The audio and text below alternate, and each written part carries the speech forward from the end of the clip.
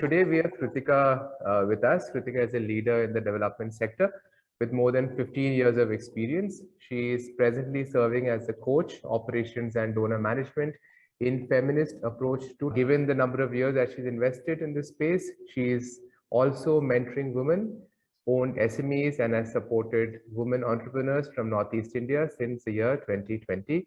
Welcome, Krithika. Hi, Santosh. So, feminist approach to technology. Okay, wonderful. I mean, this very, very intriguing. So please tell us a bit more about FAT. So yes, FAT is actually a very interesting organization because what we do is the main objective of FAT is to bridge the gender divide, which is there in technology. So just because we are able to access things on our laptops and phones, I think we really forget the fact that there's still a lot of women, a lot of females in the country or people of other, identities who do not have access and easy access to technology simply because there is no gender angle to it. How can technology be made in such a way that it is accessible to women, or how do you encourage them and things like that? The woman is neither involved in creating the technology, using the technology, any sort of dissemination that happens and things like that. So as an organization, we are actually challenging that very aspect of technology. So it's called feminist approach to technology. That's our approach. And what do we basically do is we developing the leadership skills of young women and girls in the STEM area and technology. And while we teach STEM and technology, we also introduce the concepts of gender, patriarchy, sexuality, reproductive health, etc. And it's like a wholesome development, and we hope that these girls moving forward, what basically our organization is moving towards, it's moving to become a girl-led organization, a young women-led organization. And we are hoping that all of these girls will form collectives, and they should be able to find sustainable solutions to some of the challenges, socioeconomic challenges in their communities. So that's what FAT does. Nice. And are you operating predominantly in the urban space or both rural and urban?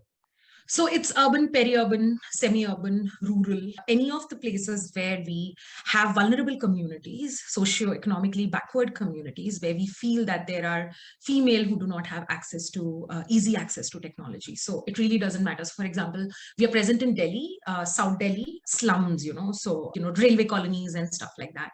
And then we are also present in Giridih, which is again, it's kind of a kind of a rural setup. Then we are also present in parts of Bihar. Okay, interesting. So 15 years in development space, quite a commitment. So what happened one fine day out of college and you said, okay, this is what I want to do, or how did the calling happen for you? So I think that was majorly because I studied in a Gurukul setup, and we used to have Gram Seva, or the rural service that we call. We used to pack food and distribute it in villages. So I think all the 3 years I've done this, 3 years of my BA undergrad I was there, and I think it has been the very crux of my being, and I found a lot of solace, a lot of happiness in doing something for the community, because I'm a person who likes to meet people, see the smile on their faces kind of a thing. So I think that whole thing, so it developed that spirit of giving back to the community. I really felt that I have something in me which I can give back to the society. And I didn't see myself fitting into a regular, kind of a corporate role or something like that. I thought this would this would probably help me, for to get up on Monday and work. What is it that will drive me? Social sector. So that's how I'm here. So yeah, that has been, I always wanted to be in this sector, and that's where I am. That's great. Yeah. So, all of us, I mean, some part of us always wants to give back. I mean, whoever it is, I've seen. But, once you join the space and you started working, you would have seen that what you are, committing in terms of your time is resulting in something which is beneficial to the others. So it must have been like a wow moment. So what is that wow moment? Would you want to relive that with us? So I think a wow moment in my life has been in these 15 years. And if I used to look back, I used to think I've done too many things. And each thing I used to feel 5 years back, until 5 years back, I used to think I've done too many things. And why do I feel each thing is so disconnected from the others? I mean, if you start doing something on software, you kind of skill yourself in software and you stay in that field for a long time. And in my case, though it was social sector, I was not, I would say, very happy and proud about the fact that, I've done multiple things. I've done due diligence also, I've done donor management also, I have done CSR also. I was like, what am I doing? But I think it was not until my last job, when I joined WeConnect International, when I had to work with a lot of entrepreneurs, and I realized that the connections that I have, the experiences that I have, and the kind of uncomfortable spaces that I have been put in, I realized the wow moment, the aha moment for so much is happening, and I'm so resilient to it. I'm able to like find a solution to any of the problems. Any challenge, operational challenge, I'm able to find a solution. I'm able to connect to the right person in my network. Whenever my organization needs an information, or they need a connect, or they need support, they need anything, they need a person, or they need anything, I'm able to do it. Cull it out from somewhere and give it to them. So I started feeling like a magician. It's like, wow, and all this has happened because of the kind of background that I have come from. And also that also made me very humble. I would not say, like, while you may feel, she's so boisterously talking about it, but I think it has also made me very humble, because I also feel that I really owe it to so many people, though they have put me in uncomfortable situations, and I've dealt with different kind of individuals, but still, whatever I am today, nobody has mentored me to be a leader. Nobody has coached me to be a leader. I think it's all because of the experiences that I have. So I think when I discovered that, I think that has been the most wonderful part of my life. Actually, I think that's great. And you mentioned the term leader because this is the topic of, this session is called Leaders for Impact.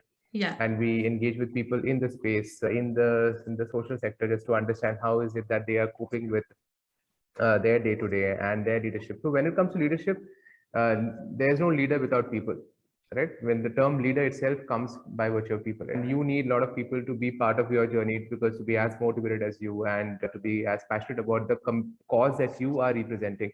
So how do you, what are your lessons of retaining talent or pulling talent with you in the various roles that you have? Yeah. So, Santosh, I think this is very interesting, because I feel there's no dearth of people, talented people in the world globally. We have, sometimes it's 15 years of experience. I feel it is so less when I talk to a person with just 2 or 3 years of experience in social sector. I mean, I'm kind of like aghast when I look at the kind of exposure that they've had, and I think things have gone online. Going abroad and studying there is so easy now compared to what it used to be. We have so much of exposure, right? And there is no dearth of talent. Let's all agree. But then there is a dearth of people who are passionate, who really feel for the cause, who feel aligned to your cause, and who are ready to commit, number one. And people who have values. I feel strong value system and a great talent, I think it's a great match. And it's very rare to find these beings. You don't see them very often, because what happens is sometimes you hire the most amazing of talent, but then their value and the organization value does not match, and then you kind of land up losing so much of energy, so much of your time. And I feel every time it leaves a bitter taste in your mouth, and you're like, so I would say, number one, when we are trying to attract a talent, just don't look at the talent, but look at the whole persona of the person. Also look at the person's value system, which is very, very important, because that is what is going to build the overall culture and value of your organization. And in time of crisis, I think that's what will come out very easily. I think that has been there during COVID, right? That's what we all have noticed. And apart from that, once you have hired such a person, I think retaining them becomes a bigger thing. So we need to walk the talk. So if the person is in my team, he or she is my colleague, I need to actually stand by my values, right? Respect their space, respect, kind of exhibit to them that, I am everything that you wanted me to be, kind of, don't disappoint them, basically. And I feel build that culture of transparency, open conversation, safe spaces, and things like that, which will encourage such people to stay with you. Because I think that's it. And people don't want to be vulnerable nowadays, and I think vulnerability is the best way. I think it's the most wonderful trait in any being that should be cherished. I think we all want to be this, very strong and resilient people. Ki, hame to kuch ho hi nahi sakta kind of a thing. I think once you kind of do away with all of that and you come out as your authentic self in person with the people you're hiring, no upar niche, no hierarchies, no big and small, create that space. I think you don't have to make any effort. They will stay, and work hard on the culture of your organization. Bringing a person is easy, but what makes them, what is that point where they will kind of want to leave you, what would be that thing, just try to, I would say, study that, assess that, and do something to kind of fix that. Have a strong culture in your organization, and then people will never leave you. They will never leave you. Yeah. So, and these people also will look up to you. And one of the conversation that I've had where somebody very beautifully put this, saying that, my job as a leader is to create more leaders. So of who's that first person, but who are the couple of people or one person who's really left a mark as a leader in your journey? Do you want to recount that, and what led you to have that person in your, as an idol, maybe? Absolutely. So my first job as a young professional. So I presented a paper on gender and food security during my MA in international studies, and the chairperson of the Ford Foundation for MS Swaminathan Research Foundation, she was actually chairing the session, and she immediately called me, and I was absorbed into MS Swaminathan Research Foundation. I mean, the place where a lot of social sector people would love to work. And I had, I was very young, and sometimes, you don't even know that, what you're getting in your life, right? But I was really excited that it's my first job and stuff. It was not until I met Professor Swaminathan in person, the father of Green Revolution, and I think that had the kind of the greatest impact on me, the kind of person that he was. I think when I was there, he was around 80, and there's so much of energy, the childlike curiosity, and such a humble person. He would leave his slippers in his office and he'd walk down. Suddenly he'll be standing behind me. I won't even know. And I was an associate level person. And he'll say, how are you doing? How are you finding this place? And, what are you doing? Oh, you're studying about farmers. Do something to, support the farmers. The farmers are dying. And, that humility. Oh my God. I mean, that's something that has left a deep impression in me. And I still retain that, I always remember that, the importance of authenticity, the aura, what brings out the aura in a person, that whole, how vibrant he used to look when he used to walk up to the podium and speak, and why it used to happen was the kind of a person he was, so humble, so sweet. And I think that's something that I carry with me throughout my life. Yeah. Wow. Big impact very early in your career. Also, in terms of leadership, you spoke about certain values. So what are your core leadership values that have helped you so far? So I think number one, I would say humility has been my greatest value. It has also helped me kind of also build relationship with my team, because I remember as a team leader in a particular organization, I was often criticized for sitting with my colleagues who are kind of younger, slightly junior to me, and talking to them. And I never used to bother, and I never made them feel that, I was like, I knew more or they knew less, or I was always humble. If they had a suggestion to give me, I would take it very happily. And I think that is something that is I've unconsciously built, and I'm very thankful for that. And second is gratitude, Santosh. And I think gratitude in your action, one is just saying thanks, but actually feeling grateful to your team or your colleagues, the more you show it in your action, that itself will make you a very humble person. You say, I'm so grateful that you're working with me, and then that actually makes your team so loyal to you, and they stand by you during the toughest of times. Another value that is very close to my heart is empathy. I think empathizing with a person is very, very important, and I think today's day and time, it has taught us, like, great lessons, empathy, COVID, how it should be and all. And when that empathy comes at all levels, it's so easy to judge somebody and jump into conclusion. You don't know where they are coming from, and you don't really want to know, like, I'm the boss, just listen to me, I don't care really. Leadership has changed so much over the time, and I would say that these three values have never let me down, and they've always kind of helped me build such beautiful relationship with some of the really difficult people, they would say, ki, oh, no, I don't want to talk to that person. But then that person, I would say, such a sweet person, I've spoken to that person so many times. And that's how, yeah. So these three are the values that, they have been with me throughout. Lovely. So,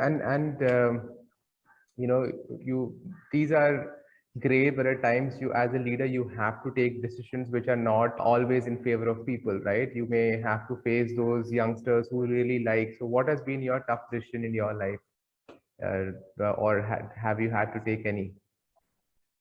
Yeah, so I would say, again, going back to my team, so it was a team of very young girls, 3 or 4 of them, all assigned to me, and very tough to work with them. And because all of them had certain issues, they'll fight with their boyfriends, somebody will say something to them and they'll sit and cry, and there'll be days they'll be like, I will not work today. So, if I was a person, typically what you would do is you will kind of escalate it to your boss, or the HR, saying, I cannot work with this team. This is so unprofessional. I think the toughest decision for me that time was to kind of retain the human side of me and just give them that space, saying that it's okay, you're having a bad day, it's okay, don't work for some time, thodi der ke baad, whenever you feel like doing it, do it that time. There used to be deadlines on my head, and my boss was not very kind to me, he would kind of, if a file is delayed, he'll come out and blast me. But I think that I could handle it really well, and I think that was the toughest decision that I took, because I knew that ultimately it will impact my overall performance as a team lead. But I did not let it bother me, but I think that also paid fruits, by the end of the day. Such a beautiful team that when I left the organization, they never had to hire a team lead, it just went on like that. The team, it was like a factory, auto mode pe dal diya, and you put the raw material and the final thing comes out. I think it worked so beautifully. So yeah, I'm very happy for the decision that I made. Okay. So being in FAT, okay, feminist approach to technology, and technology brings it innovation. So how do you handle innovation as a leader in your organization with the people you work with? Yeah, so I think beauty of FAT is that, we are a young women-led organization, which means people like me always take the back seat. So we are called coaches. So we just stand behind them. There is a team, like more than 95% of our team are young women leaders who are from the community, who have finished our programs, who are alumni. And people like me, we just stand behind them. We like the coaches, yes, you come on, cheerleading them and making sure they do it. And if they get stuck somewhere, we help them out. So I think the beauty of this organization, which everybody should learn, is there are no hierarchies, because I think the enemy of creativity or innovation are these hierarchies and bureaucracy. The moment it becomes sir and madam, nobody will come out and open their mouth. They'll be like, madam ko mujhse zyada pata hai. I feel that's the worst thing that you can do. I think that ease, that space that you give people, and understanding the fact that your educational background does not matter, your age does not matter, your skills do not matter. You could, the knowledge can come from anywhere. Any person can give you that, right? And when you give that respect comes out, right, in that form, through your actions, through your, your all the systems and policies that you have in place. The person truly start becoming very innovative, because there is no fear. Then again, there's no fear of judgment, right? Because we all are there to support them. So that's what we do. Lovely. So you're given enough space for everybody to operate freely, Yes. without fear. That's fantastic. So, Krithika, this has been a fabulous conversation. Okay, if you were to ask the viewers something, or how they can contribute to what your cause is, if you could just spare a couple of minutes on Sure. that. Yeah. So, Santosh, interestingly, I'm involved with a lot of organization, I think paid and unpaid, voluntarily. And what I have realized is how much ever we do is very less in today's day and time, because I think, to put it properly, put it in right words, there's a lot of chaos around us, at every level, mental level, socioeconomic level, global, everywhere. So I think the best thing that people could do is identify the cause which is closest to your heart. It could be anything, something as small as, placing a pot of water somewhere where birds can come and drink, or kind of supporting the education of somebody. Or it doesn't have to be monetary all the time. It could be in terms of your skill, your time, even sometimes your thoughts. I feel people should spare at least one day, I would say 1 hour on an average to start with. I think it is not difficult at all to do something of this sort, because I think that is what collectively will make world a better place now. Even sitting with somebody and talking a few words of comfort is going to go a long way in changing the way world is now, being more empathetic towards each other and things like that. So I think service does not have to necessarily mean you go to an orphanage and you kind of help children, like talk to children, or you donate money and stuff. But it could come out in these forms. Identify what skills you have and what can you give to this world. So that, I feel, is the best way of kind of giving back to the society. Cool, yeah. Thank you so much, Krithika. It was fabulous talking to you, and wishing you all the very best. Likewise, Santosh, it was fun. Thank you so much. Thank you so much.